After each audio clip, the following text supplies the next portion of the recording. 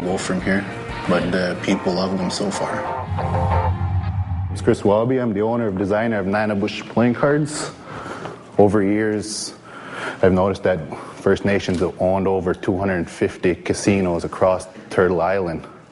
So my general interest was actually 2 years ago start looking at playing cards.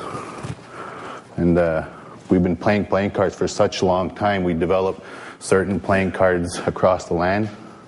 Over the history of time, we developed but discontinued the development of the playing cards, so now they're here in your hands now, and the designs are different to fit the needs of the Turtle Island. We added bows, arrows, the tomahawks, and the jokers, the trickster, commonly known. The industry is very big. There's only two businesses actually playing in the playing card industry, and it's Bicycle and Nanabush. The designs are good. You said there's 250 native casinos? Yeah, roughly. In North America? In North America, that's including this. How many decks of cards do you think they go through? I'm guessing roughly about 5 to 6 million. So how much does it cost to produce a deck of cards, and how much, what's the difference? What's the margin? Depending on what you order, it's between $10 to sure. about 50 cents. The more you order, the less you pay. So you walk into a casino and they're buying these cards from Bicycle for how much? How many volume do you have to sell to be that same price? Roughly probably about $1 million, around there. $1 million? Yeah. Have you considered actually maybe approaching Bicycle? Actually not. And saying, because the moment somebody says to me that this company has 95% of a monopoly on anything, that scares the hell out of me when it comes as an investor, because you're up against a lot of competition. But you have a nice angle. If you could make a pitch to Bicycle and say, listen, if you buy these, we could maybe sell these collectively as an Aboriginal. But what you're trying to do is take over Microsoft.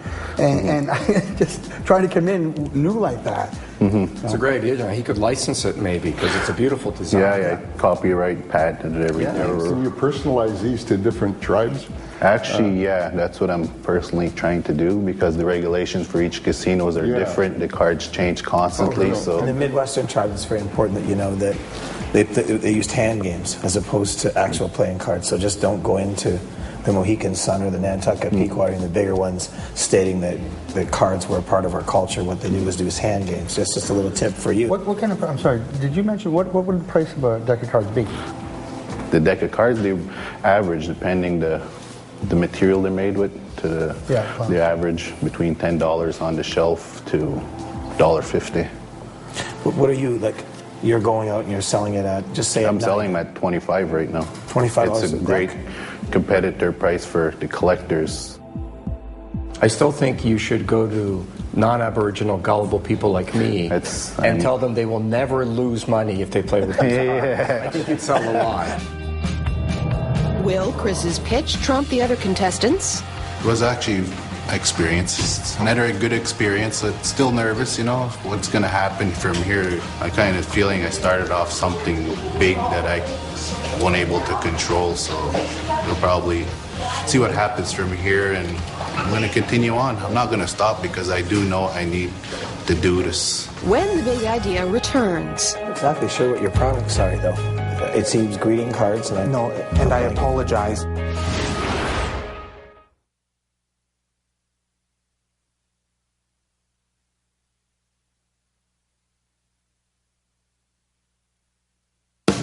Welcome back to The Big Idea. Calgary's own Colby Delorme has a gift for gifting, and he's been operating a successful business since the ripe old age of 18. He's here to propose expanding his current business into a nationwide franchise.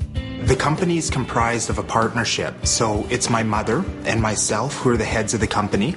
We have an opportunity that's not only good as a business model, but it's good for Aboriginal people. It's creating a sustainable future for Aboriginal entrepreneurs, and we're incredibly proud about that. So it enables me to come here and just be excited to deliver our newest idea. Okay, and where do you think where do you want to take this? Well, we're going to have locations all across Canada. We're going to be promoting our gift collection, promotional products, all of our services. but it's going to involve Aboriginal people across Canada. Okay, very good. Best of luck. Thank you so much.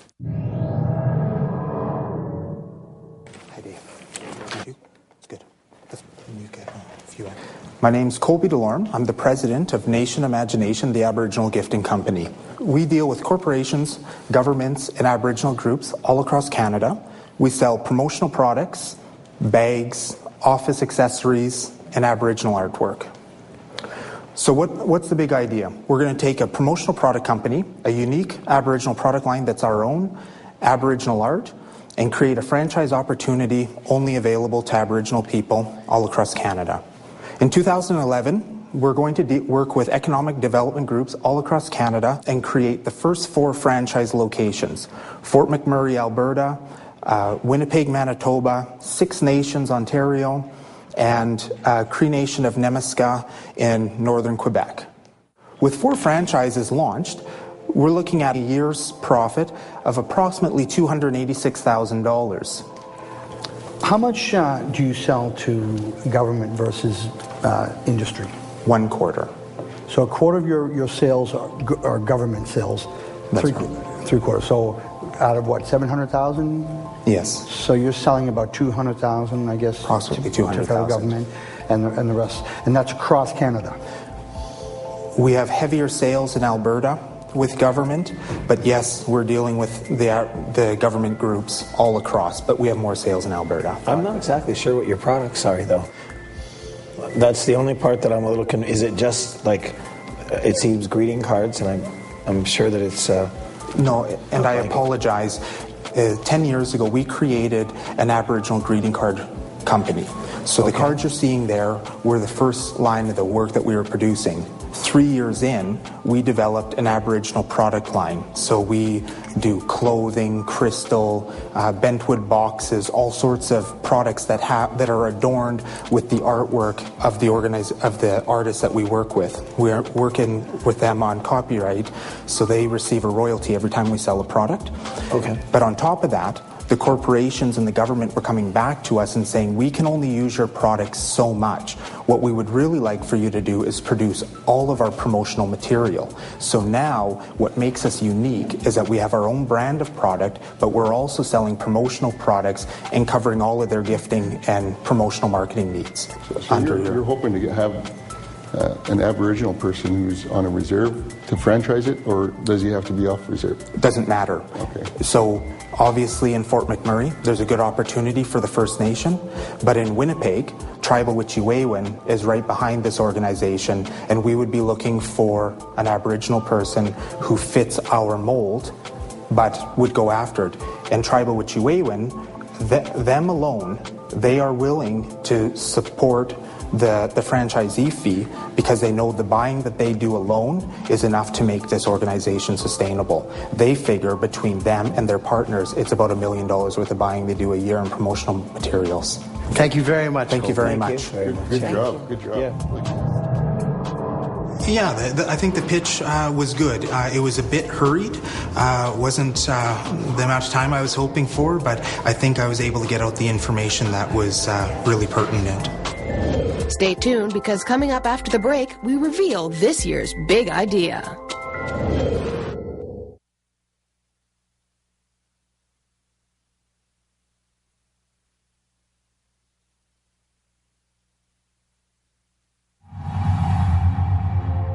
With the completion of the final pitch, the panel retires from the stage to review the presentations. Late into the evening, and after a long and careful consideration of all the pitches, the judges finally agree on this year's top 3. Influential speakers, musicians, and community volunteers all share the stage at this highly anticipated event. You can feel the energy. How about a big round of applause for Dan Brandt and all those that put this evening on? With a few celebrity appearances, the Dreamcatcher Fund recognizes 5 recipients for their dedication to the areas of arts, sports, health, education, and overall achievement. The awards honor everyday people at the community level, and the foundation deals with everyday people at the community level, and so there's a natural synergy there. This is an amazing event. It's As you can see, there's lots and lots of people here, and the support that we've got for this event has been growing every year, and it's an incredible feeling. How is it looking with the... Well, we got our top 3, didn't we? We did, yeah. We're all set. So who has this year's big idea? Wayne Mackenzie and Company ventured off the Powwow Trail to present their family fun board game, Powwow-opoly. Derek Baxter brought his user-friendly Ogolgi software to protect the Ojibwe language through the test of time. Kendall Netmaker looked great with his trendy line of moose meat sports apparel. Naomi Horbatch addresses personal, mental, and emotional well-being with her mobile alternative medicine practice. Sunshine Chinasco Brazo warms the panelists with her Mukluk winter footwear line. Nick Waard gets down to the nitty-gritty of highway safety with his grit transportation and diffusion system. Mary Louise Bernard revives the legend of the Indian Maiden with her own brand of Indian Maiden maple syrup. Chris Wabi lays his cards on the table for the judges to see the new Aboriginal-themed playing cards. And Colby Delorme tries to impact the masses with his idea to expand his company into a nationwide franchise. The winners, first, second, and third, will receive $15,000, $10,000, and $5,000 in cash. So the third place winner, Wayne Mackenzie.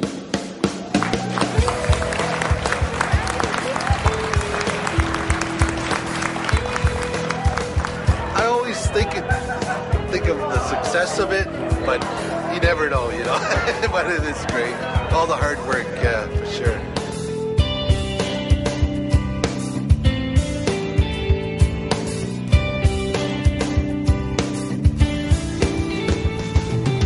Second place winner, Mary Louise Bernard.